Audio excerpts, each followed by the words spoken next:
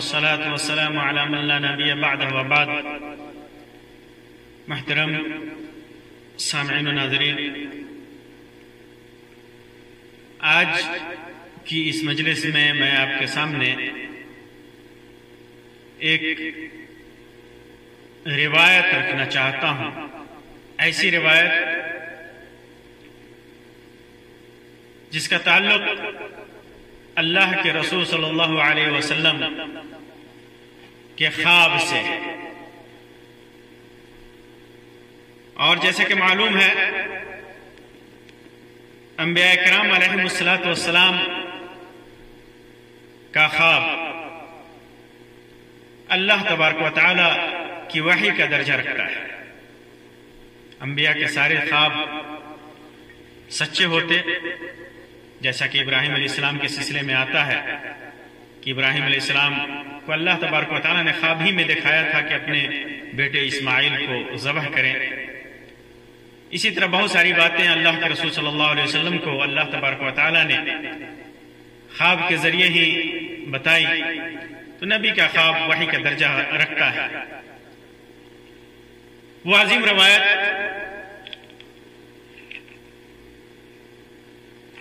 جسے امام بخاری رحمۃ اللہ علیہ نے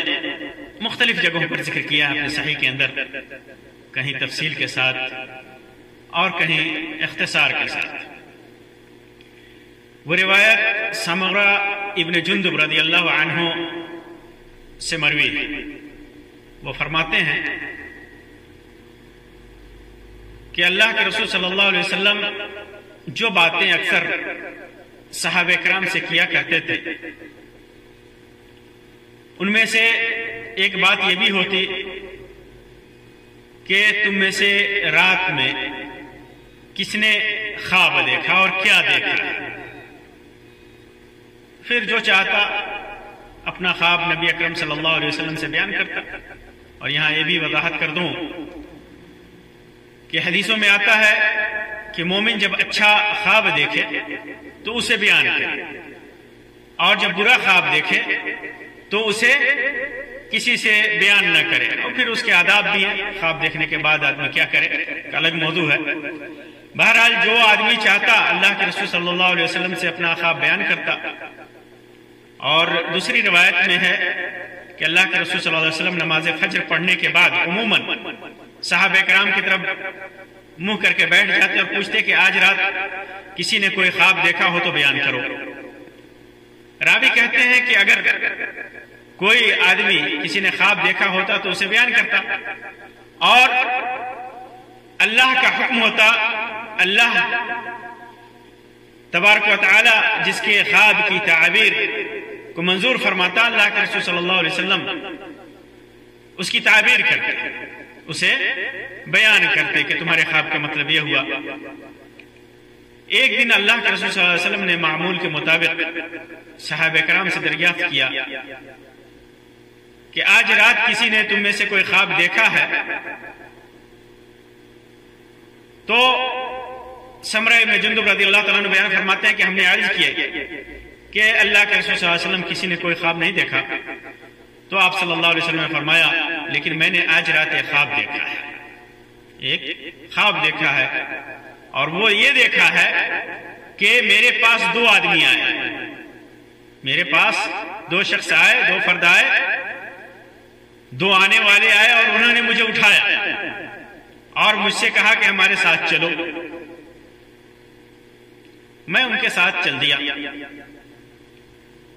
انہوں نے میرے ہاتھ تھام لیے اور مجھے ارض مقدس کی طرف لے گئے، اور وہاں پر جا کر کے ارض بالا، عالم بالا کی سیر کرائی۔ اللہ کے رسول صلی اللہ علیہ وسلم فرماتے ہیں کہ ہم ایک ایسے آدمی کے پاس آئے جو لیٹا ہوا تھا، ایک ایسے آدمی کے پاس آئے جو لیٹا ہوا تھا، جس کے پاس ایک آدمی پتھر لیے کھڑا تھا، اپنے ہاتھوں میں پتھر لیے ایک آدمی کھڑا تھا، اور اس کے سر پر اس پتھر کو پھینک کر کے مارتا، اس پتھر کو پھینک کر مارتا جس سے اس کا سر پھٹ جاتا۔ اس پتھر کے مار سے اس کا سر پھٹ جاتا، پتھر لڑک کر دور چلا جاتا، اس کا سر پھٹ جاتا اور دور چلا جاتا پتھر، لیکن وہ شخص پتھر کے پیچھے جاتا اور اسے اٹھا کر کے لاتا، اور جب تک وہ اسے اٹھا کر کے لاتا اس شخص کے پاس پہنچنے سے پہلے ہی اس شخص کا آدھی سر صحیح ہو جاتا جیسا پہلے تھا ہوتا۔ جو ہی وہ پتھر اٹھا کر کے لاتا، آنے سے پہلے اس شخص کا سر، جس کا سر کچلا تھا، اس کا سر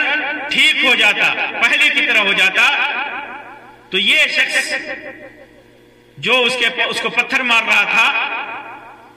اسی طرح پتھر مارتا، دوبارہ اس کو پتھر مارتا اور وہی صورتیں پیش آتی جو پہلے آئی تھی، یعنی پتھر دور چلا جاتا، پھر پتھر کو اٹھانے جاتا، واپس آتا تو پھر اس کا سر ویسے ہی اچھا ہو گیا ہوتا، پھر اس کے بعد پتھر دور پڑا، یعنی بار بار کرتا اور ہر بار اس کا سر اچھا ہو جاتا اور پھر یہ پتھر مارتا، اس کا سر پھٹ جاتا۔ اللہ کے رسول صلی اللہ علیہ وسلم نے فرمایا کہ میں نے ان دونوں سے پوچھا سبحان اللہ یہ دونوں ہیں کون؟ دونوں کون ہیں اور اسے کیوں مارا جا رہا ہے اور مارنے والا کیوں مار رہا ہے؟ تو انہوں نے کہا کہ چلو آگے بڑھو آگے بڑھو آگے بڑھو۔ پھر فرماتے ہیں کہ جب ہم آگے بڑھے اور ایک ایسے شخص کے پاس پہنچے جو پیٹھ کے بل لیٹا ہوا تھا، پیٹھ کے بل لیٹا ہوا تھا، اور ایک دوسرا شخص اس کے پاس لوہے کا آنکڑا لیے ہوئے کھڑا تھا، لوہے کا آنکڑا جس کے اندر نوک ہوتا ہے اور جس سے کوئی چیز چیری جاتی ہے، اس کی کنارے پر چاقو کے دھار کی طرح تیز ہوتا اس کا کنارہ جس سے کسی چیز کو چیرا جائے۔ تو ایک دوسرا شخص، وہ آدمی جو پیٹھ کے بل لیٹا ہوا تھا، دوسرا شخص اس کے پاس لوہے کا آنکڑا لیے کھڑا تھا، اور یہ آدمی جو دوسرا تھا وہ کیا کرتا، اس کے چہرے کے ایک طرف آتا اور اس کے ایک جبڑے کو گدی تک چیرتا، آنکڑا لگا کر کے اس کی گدی تک ایک چہرے کے ایک حصے کو چیرتا، اور اس کی ناک کو گدی تک چیرتا، اس کی ناک کو گدی تک چیرتا، ناک کو بھی گدی تک چیرتا اور اس کی آنکھ تک چیرتا، یعنی ادھر سے چیرتا ادھر سے چیرتا، پھر دوسری جانب جاتا چیرنے کے لیے، ادھر بھی اسی طرح چیرتا جس طرح اس نے پہلے جانب کیا تھا، ایک طرف چیرتا پھر دوسری طرف ایک طرف چیرنے کے بعد دوسری طرف چیرنے کے لیے جاتا، ابھی دوسری طرف چیرنے سے فارغ بھی نہیں ہوتا کہ پہلی جانب والے جو چیرا تھا وہ اپنی صحیح حالت میں لوٹ آتا، پہلا کنارہ پہلا حصہ لوٹ آتا، اس کا چہرہ لوٹ آتا، پھر وہ دوبارہ اسی طرح کرتا جس طرح اس نے پہلی مرتبہ کیا تھا، اس کو چیرتا اس کنارے کو، پھر اس کے بعد دوسرے کو چیرتا، پہلا اچھا ہو جاتا، پھر دوسرے کی طرف چیر کر کے پہلے کی طرف آتا اور اس کو چیرتا، اس سے پہلے کے پورا چیرتا، دوسرا جانب صحیح ہو جاتا ہے، برابر ایسا ہی ہو رہا ہوتا ہے، بار بار ایسا ہی کرتا۔ تو اللہ کے رسول صلی اللہ علیہ وسلم نے فرمایا کہ میں نے کہا سبحان اللہ یہ دونوں کون ہیں؟ انہوں نے کہا کہ آگے چلو ابھی کچھ نہ پوچھو۔ چنانچہ اللہ کے رسول صلی اللہ علیہ وسلم فرماتے ہیں کہ ہم آگے چلے، پھر ہم ایک تنور جیسی چیز پر آئے، تنور جس میں روٹیاں پکائی جاتی ہیں، تنور جیسی چیز پر آئے، اس میں شور کی آواز تھی، اس میں شور و غوغا ہو رہا تھا۔ فرماتے ہیں کہ ہم نے اس میں جھانکا تو اس کے اندر کچھ ننگے مرد اور کچھ ننگی عورتیں تھیں، ان کے نیچے سے آگ کی لپٹ آتی تھی، جب آگ انہیں اپنی لپیٹ میں لیتی تو وہ چلانے لگتے، اور دوسری روایت میں ہے جس کے اوپر کا حصہ تو تنگ تھا، یعنی اس تنور کے اوپر کا حصہ تنگ تھا لیکن نیچے سے خوب وہ حصہ چوڑا تھا، فراخ تھا، نیچے آگ بھڑک رہی تھی، جب آگ کے شعلے بھڑک کر کے اوپر اٹھتے تو اس میں جلنے والے لوگ بھی اوپر اٹھ جاتے اور ایسا معلوم ہوتا کہ اب وہ آگ سے باہر نکل جائیں گے، لیکن جب شعلے دب جاتے تو وہ لوگ بھی نیچے چلے جاتے۔ اس تنور میں ننگے مرد اور ننگے عورتیں تھیں۔ رسول اکرم صلی اللہ علیہ وسلم نے فرمایا کہ میں نے ان سے پوچھا کہ یہ کون لوگ ہیں؟ انہوں نے کہا کہ آگے چلو، ابھی مت پوچھو۔ فرمایا کہ ہم آگے بڑھے اور ایک نہر پر آئے، وہ خون کی طرح نہر سرخ تھی۔ اس نہر میں ایک شخص تیر رہا تھا اور نہر کے کنارے ایک دوسرا شخص تھا جس نے اپنے پاس بہت سارے پتھر جمع کر رکھے تھے، اور یہ تیرنے والا تیرتا ہوا جب اس شخص کے پاس پہنچتا جس نے پتھر جمع کر رکھے تھے تو وہ اپنا منہ کھول دیتا اور کنارے والا شخص اس کے منہ میں پتھر ڈال دیتا، اور پھر وہ تیرنے لگتا اور پھر اس کے پاس لوٹ کر آتا۔ وہ جب بھی اس کے پاس آتا تو اپنا منہ پھیلا دیتا اور یہ اس کے منہ میں پتھر ڈال دیتا۔ ایسی ہی بار بار ہوتا۔ اور دوسری روایت میں ہے کہ نہر کا آدمی جب تیرتے ہوئے باہر نکلنا چاہتا تو پتھر والا شخص اس کے منہ پر اتنی زور سے پتھر مارتا کہ وہ اپنی پہلی جگہ پر واپس چلا جاتا، اور اس طرح جب وہ نکلنے کی کوشش کرتا وہ شخص اس کے منہ پر پتھر اتنی زور سے مارتا کہ وہ پھر اپنی اصلی جگہ پر نہر میں واپس چلا جاتا۔ اللہ کے رسول صلی اللہ علیہ وسلم نے فرمایا، میں نے پوچھا کہ یہ کون ہے؟ فرمایا، انہوں نے کہا کہ آگے چلو، ابھی مت پوچھو۔ پر اللہ کے رسول صلی اللہ علیہ وسلم فرماتے ہیں کہ پھر ہم آگے بڑھے اور ایک نہایت ہی بدصورت آدمی کے پاس پہنچے۔ جتنے بدصورت تم نے دیکھے ہوں گے ان میں سب سے زیادہ بدصورت آدمی تھا، نہایت ہی بدصورت آدمی تھا۔ اس کی شکل کا تم تصور، اس کی بدصورتی کا تصور جتنا تصور کر سکتے ہو اتنا بدصورت تھا۔ اس کے پاس آگ جل رہی تھی اور اسے جلا رہا تھا اور اس کے چاروں طرف دوڑتا تھا۔ اللہ کے رسول صلی اللہ علیہ وسلم نے پوچھا، میں نے ان سے پوچھا کہ یہ کیا ہے؟ انہوں نے کہا کہ ابھی مت پوچھ، آگے چلو۔ ہم آگے بڑھے۔ اللہ کے رسول صلی اللہ علیہ وسلم فرماتے ہیں کہ ہم آگے بڑھے اور ایک ایسے باغ میں پہنچے جو باغ ہرا بھرا تھا، اس میں موسمی بہار کے سب پھول تھے۔ اس کے باغ کے درمیان میں ایک بہت لمبا شخص تھا، اتنا لمبا کہ میرے لیے اس کا سر دیکھنا دشوار ہو رہا تھا۔ وہ آسمان سے باتیں کرتا تھا، اس کے سر آسمان کی طرف تھے اور اتنا لمبا تھا کہ میں اس کی طرف دیکھ نہیں سکتا تھا، اس کے سر کی طرف۔ اور اس شخص کے چاروں طرف بہت سے بچے تھے کہ اتنے تھے کہ میں نے اتنے بچے کبھی نہیں دیکھے تھے۔ اور دوسری روایت میں ہے کہ ہم ایک ہرے بھرے باغ میں آئے جس میں ایک بہت بڑا درخت تھا۔ اس درخت کی جڑ میں ایک بڑی عمر والے بزرگ بیٹھے ہوئے تھے، ان کے ساتھ کچھ بچے بھی بیٹھے ہوئے تھے۔ درخت سے قریب ہی ایک شخص اپنے آگے آگ سلگا رہا تھا۔ وہ میرے دونوں ساتھی مجھے لے کر اس درخت پر چڑھے۔ اس درخت اس طرح وہ مجھے ایک ایسے گھر میں لے گئے کہ اس سے زیادہ حسین و خوبصورت اور حسین و جمیل گھر میں نے اور بابرکت گھر میں نے کبھی نہیں دیکھا تھا۔ اس گھر میں بڑے بوڑھے جوان عورتیں مرد سب بچے سبھی قسم کے لوگ تھے۔ میرے ساتھی مجھے اس گھر سے نکال کر پھر ایک درخت پر چڑھا کر مجھے ایک اور دوسرے گھر میں لے گئے جو نہایت خوبصورت اور بہترین گھر تھا، بہت بہتر گھر تھا۔ اس میں بھی مجھے بہت سے بوڑھے اور جوان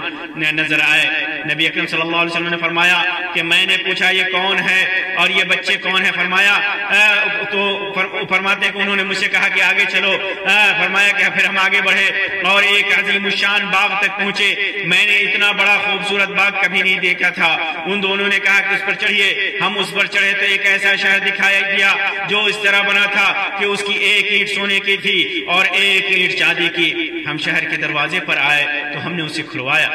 وہ ہمارے لیے کھولا گیا اور ہم اس میں داخل ہوئے۔ ہم نے اس میں ایسے لوگوں سے ملاقات کی جن کے جسم کا آدھا حصہ نہایت ہی خوبصورت تھا اور اتنا خوبصورت تھا کہ جتنا تم تصور کر سکتے ہو اتنا زیادہ خوبصورت تھا، اور ان کے جسم کا آدھا حصہ نہایت ہی بدصورت تھا،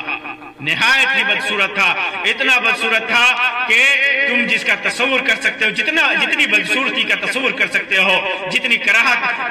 کا تصور کر سکتے ہو اتنا زیادہ بدصورت تھا۔ اللہ کے رسول صلی اللہ علیہ وسلم نے فرمایا کہ ان دونوں آدمیوں نے، ان دونوں ساتھیوں نے ان سے کہا کہ جاؤ اس نہر میں کود جاؤ۔ ایک نہر سامنے بہ رہی تھی، اس کا پانی نہایت ہی سفید تھا۔ وہ لوگ گئے اور اس میں کود گئے، اس میں ڈبکی لگائے اور پھر ہمارے پاس لوٹ کر آئے تو ان کا پہلا عیب جا چکا تھا، اب وہ نہایت ہی خوبصورت ہو گئے تھے۔ اللہ کے رسول صلی اللہ علیہ وسلم نے فرمایا کہ ان دونوں ساتھیوں نے کہا کہ یہ جنت عدن ہے اور یہ آپ کی منزل ہے۔ نبی اکرم صلی اللہ علیہ وسلم نے فرمایا کہ میری نظر اوپر کی طرف اٹھی تو سفید بادل کی طرح ایک محل اوپر نظر آیا۔ فرمایا کہ انہوں نے مجھ سے کہا کہ یہ آپ کی منزل ہے۔ فرمایا کہ میں نے ان سے کہا اللہ تعالیٰ تمہیں برکت دے، مجھے اس میں داخل ہونے دو۔ تو انہوں نے کہا کہ اس وقت تو آپ نہیں جا سکتے کیونکہ لیکن ہاں آپ اس میں ضرور جائیں گے، آپ اس میں ضرور جائیں گے۔ فرمایا اللہ کے رسول صلی اللہ علیہ وسلم نے فرمایا ان دونوں سے کہ آج کی رات تو میں نے عجیب و غریب چیزیں دیکھی ہیں، آج کی رات تم دونوں نے مجھے عجیب و غریب چیزوں کی سیر کرائی ہے، یہ کیا چیزیں کیا تھی جو میں نے دیکھی ہے؟ دوسری روایت میں ہے کہ میں نے اپنے ساتھیوں سے کہا کہ تم لوگوں نے مجھے رات بھر خوب سیر کرائی، کیا جو کچھ میں نے دیکھا اس کی تفصیل بھی کچھ بتاؤ گے؟ تو انہوں نے مجھ سے کہا کہ ہم آپ کو بتائیں گے، ہم آپ کو بتائیں گے، اور پھر اس کی تفصیل بتائی کہ ایسا کیوں ہو رہا تھا، اور وہ لوگ کون تھے جنہیں عذاب دیا جا رہا تھا، وہ لوگ بچے کون تھے، وہ مرد عورتیں کون تھی۔ تو اللہ کے رسول صلی اللہ علیہ وسلم کو ان دونوں ساتھیوں نے بتایا کہ پہلا شخص جس کے پاس آپ گئے تھے اور جس کا سر پتھر سے کچلا جا رہا تھا، ایک بار ایک طرف پتھر سے جب کچلتا اس کا سر زخمی ہوتا، پھر پتھر دوسری طرف جا پڑتا، پھر فرشتے جا کر کے لے کر کے اس پتھر کو لاتے اور پھر اس کا سر اسی طرح ہو چکا ہوتا، پھر دوبارہ مارتا اور قیامت تک ایسا ہوتا رہے گا۔ تو یہ وہ شخص تھا جو قرآن سیکھتا تھا پھر اسے چھوڑ دیتا اور فرض نماز کو چھوڑ کر سو جاتا۔ غور کیجئے کہ وہ شخص تھا جو قرآن کو سیکھا، جس نے قرآن کو سیکھا اور قرآن سیکھنے کے بعد اس سے بے اعتنائی برتی، اسے نسیہ منسیہ کر دیا، اسے بھلا دیا، اس پر عمل کرنا چھوڑ دیا، اور ایسا شخص جو راتوں کو فرض نمازیں چھوڑ کر کے سو جاتا تھا، فرض نمازوں سے بے اعتنائی برتتا تھا، یہ ایسا شخص ہے جسے عذاب دیا جا رہا تھا اور قیامت تک اسے عذاب دیا جاتا رہے گا، ایسے ہی عذاب دیا جاتا رہے گا، اسے عذاب ہوتا رہے گا۔ اور وہ شخص جس کے پاس آپ گئے، جس کا جبڑا گدی تک اور ناک گدی تک اور آنکھ گدی تک چیری جا رہی تھی، یہ وہ شخص ہے جو صبح اپنے گھر سے نکلتا اور جھوٹی خبر تراشتا، جو دنیا میں پھیل جاتی، جھوٹی خبریں پھیلاتا، اسے قیامت تک یہی عذاب ہوتا رہے گا۔ غور کیجئے، ایک آدمی جھوٹی باتیں تراش کر جھوٹی باتیں پھیلاتا، دنیا میں وہ باتیں پھیل جاتی۔ آج کے دور میں آپ غور کیجئے، سوشل میڈیا کے زمانے میں ایک بات کسی نے جھوٹی لکھی، پوری دنیا میں سیکنڈوں میں پوری دنیا میں کیسے پھیلتی ہے۔ ایسی جھوٹی پھیلانے والے لوگوں کے جبڑے چیرے جائیں گے، ناک اور آنکھ گدیوں تک چیرے جائیں گے، جبڑے گدیوں تک چیرے جائیں گے، اور قیامت تک اسے یہی عذاب ہوتا رہے گا۔ اور انہوں نے فرمایا کہ وہ ننگے مرد اور عورتیں جو تنور میں آپ نے دیکھا، جو جل رہے تھے، چیخوں پکار کر رہے تھے، اور وہ چیخ رہے تھے، چلا رہے تھے، دردناک عذاب ہو رہا تھا۔ یہ وہ لوگ ہیں اور یہ وہ مرد ہیں، یہ وہ عورتیں ہیں جو زناکار اور بدکار تھے، جنہوں نے زناکاری کی، جنہوں نے بدکاری کی، دنیا میں زنا میں مبتلا ہوئے، دنیا میں بدکاری میں مبتلا ہوئے۔ یہ وہ مرد اور یہ وہ عورتیں ہیں، یہ وہ لوگ ہیں جنہوں نے زناکاری کی، انہیں عذاب دیا جائے گا، آگ کے تنور میں انہیں ڈالا جائے گا، اور یہ قیامت تک ہوتا رہے گا ان کے ساتھ۔ اور وہ شخص جس کے پاس اس حال میں گئے کہ وہ نہر میں تیر رہا تھا اور اس کے منہ میں پتھر مارا جا رہا تھا، پتھر دیا جا رہا تھا، یا جسے پتھر سے مارا جا رہا تھا اور وہ پھر پتھر کے زور سے مار کے زور سے پھر پہلی جگہ پر پہنچ رہا تھا، جب اس دریا سے نکلنے کی کوشش کیا کرتا، اس آدمی کو ویسے ہی کنارے پر بیٹھا ہوا پتھر مارتا اور پھر وہ دریا میں جا پڑتا۔ یہ وہ آدمی تھا جو سود کھاتا تھا، یہ سود کھانے والا آدمی ہے جو دنیا میں سود کھاتا تھا، ربا کرتا تھا، بیاج کھاتا تھا، لوگوں سے کو اپنی دولت، اپنا پیسہ بیاج پر اٹھاتا تھا، بیاج کا پیسہ کھاتا تھا، سود کا پیسہ کھاتا تھا، اور وہ آدمی، وہ بدصورت آدمی، وہ بدصورت شخص جسے آپ نے دیکھا وہ جہنم کی آگ بھڑکا رہا ہے، اس کے چاروں طرف چل پھر رہا ہے، وہ جہنم کا داروغہ جس کا نام مالک ہے، وہ داروغہ ہے، وہ جہنم کا داروغہ ہے جس کا نام مالک ہے، وہ جہنم کی آگ بھڑکا رہا تھا اور اس کے آس پاس چل رہا تھا، اس کے چاروں طرف چل رہا تھا۔ اور وہ لمبا شخص جو باغ میں نظر آیا وہ ابراہیم علیہ السلام ہیں، اور وہ بچے، ان کے چاروں طرف جو بچے ہیں وہ بچے ہیں جو بچپن ہی میں فطرت پر مر گئے ہیں، جنہوں نے کفر نہیں کیا، جو فطرت اسلام پر پیدا ہوئے، جو فطرت توحید پر پیدا ہوئے، جو بلا کسی گناہ کے کیے ہوئے وہ مر گئے، بچپن ہی میں مر گئے، یہ وہ بچے ہیں۔ اس پر بعض مسلمانوں نے کہا اللہ کے رسول صلی اللہ علیہ وسلم، کیا مشرکین کے بچے بھی ان میں داخل ہیں؟ تو اللہ کے رسول صلی اللہ علیہ وسلم نے فرمایا کہ ہاں، مشرکین کے بچے بھی ان میں داخل ہیں۔ یہ وجہ یہ تھی کہ مشرکین کے بچے جو پیدا ہوئے وہ فطرت اسلام پر پیدا ہوئے، اور کوئی بھی برا عمل کرنے سے پہلے وہ اس دنیا سے چلے گئے، وہ مر گئے، تو وہ بچے بھی جو فطرت پر مر گئے وہ بھی اس کے اندر داخل ہیں۔ دوسری روایت میں آتا ہے کہ جو شخص آگ جلا رہا تھا وہ دوزخ کا داروغہ تھا، جہنم کا داروغہ تھا، اور جس گھر میں آپ پہلے داخل ہوئے جنت میں عام مسلمانوں کا گھر ہے، اور یہ گھر جس میں ابھی آپ کھڑے ہیں یہ شہداء کا گھر ہے، اور جس میں جبرائیل علیہ السلام، اور میں جبرائیل ہوں، اور یہ میرے ساتھ میکائیل ہیں، یعنی اللہ کے رسول صلی اللہ علیہ وسلم کے ساتھ جو فرشتے تھے وہ جبرائیل علیہ السلام اور میکائیل علیہ السلام تھے۔ اور پھر اس کے بعد اللہ کے رسول صلی اللہ علیہ وسلم کو دونوں نے کہا، ساتھیوں نے کہا آپ اپنا سر اٹھائیے، کہتے ہیں کہ میں نے سر اٹھایا تو کیا دیکھتا ہوں کہ میرے اوپر بادل کی طرح کوئی چیز ہے۔ میرے ساتھیوں نے کہا کہ یہ آپ کا مکان ہے، یہ آپ کا گھر ہے۔ اس پر میں نے کہا کہ مجھے اپنے مکان میں جانے دو، تو انہوں نے کہا کہ ابھی آپ کی عمر باقی ہے جو آپ نے پوری نہیں کی، اور اگر آپ نے اپنی عمر پوری کر لی ہوتی تو آپ اس میں داخل ہو جاتے، لیکن ابھی آپ کی عمر باقی ہے، جب تک آپ کی عمر پوری نہیں ہوگی آپ اس میں نہیں جا سکتے۔ اب رہے وہ لوگ جن کا آدھا جسم خوبصورت تھا اور آدھا جسم بدصورت تھا، یہ وہ لوگ ہیں جنہوں نے دنیا میں برے عمل کے ساتھ ساتھ اچھا عمل بھی کیا ہے، جن کا جسم آدھا خوبصورت اور آدھا بدصورت ہے۔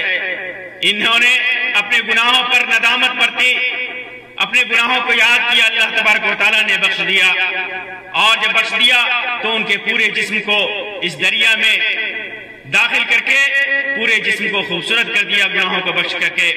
انہی لوگوں کے سلسلے میں قرآن مجید میں اللہ تبارک و تعالیٰ نے فرمایا ہے وَآخَرُونَ اعْتَرَفُوا بِذُنُوبِهِمْ خَلَطُوا عَمَلًا صَالِحًا وَآخِرَ سَيِّئًا عَسَى اللَّهُ أَن يَتُوبَ عَلَيْهِمْ إِنَّ اللَّهَ غَفُورٌ رَحِيمٌ۔ کہ یہ وہ لوگ ہیں جنہوں نے برائی کیا اور برائی کے ساتھ ساتھ اچھے عمل بھی کیے، جنہوں نے اچھا عمل کیا، اچھے عمل کے ساتھ ساتھ ان سے برائیوں کا سرزد بھی ہوا، لیکن انہوں نے اپنے گناہوں کا اعتراف کیا تو اللہ تبارک و تعالیٰ نے انہیں بخش دیا۔ تو یہ جو آدھے جسم کے بدصورت اور آدھے جسم کے جو خوبصورت ہیں، انہوں نے برائیوں کو اور اچھائیوں کو خلط ملط کیا تھا، پھر اللہ تبارک و تعالیٰ نے انہیں بخش دیا تھا۔ اللہ تبارک و تعالیٰ سے دعا ہے کہ اللہ تبارک و تعالیٰ ہمیں اپنے حفظ و امان میں رکھے، اللہ تبارک و تعالیٰ ان سارے گناہوں سے ہمیں بچنے کی توفیق عطا فرمائے جن کی وجہ سے اللہ تبارک و تعالیٰ کا عذاب آتا ہو۔ اللہ تبارک و تعالیٰ ہمیں نیک لوگوں میں شامل فرمائے، اللہ تبارک و تعالیٰ جنت میں ہمارا گھر بنائے، نیک اپنے اولیاء صالحاء شہداء اور انبیاء کے ساتھ ہمارا حشر کرے۔ آمین یا رب العالمین، وآخر دعوانا ان الحمدللہ رب العالمین، وصلی اللہ علی خیر خلق وسلم، والسلام علیکم ورحمۃ اللہ وبرکاتہ۔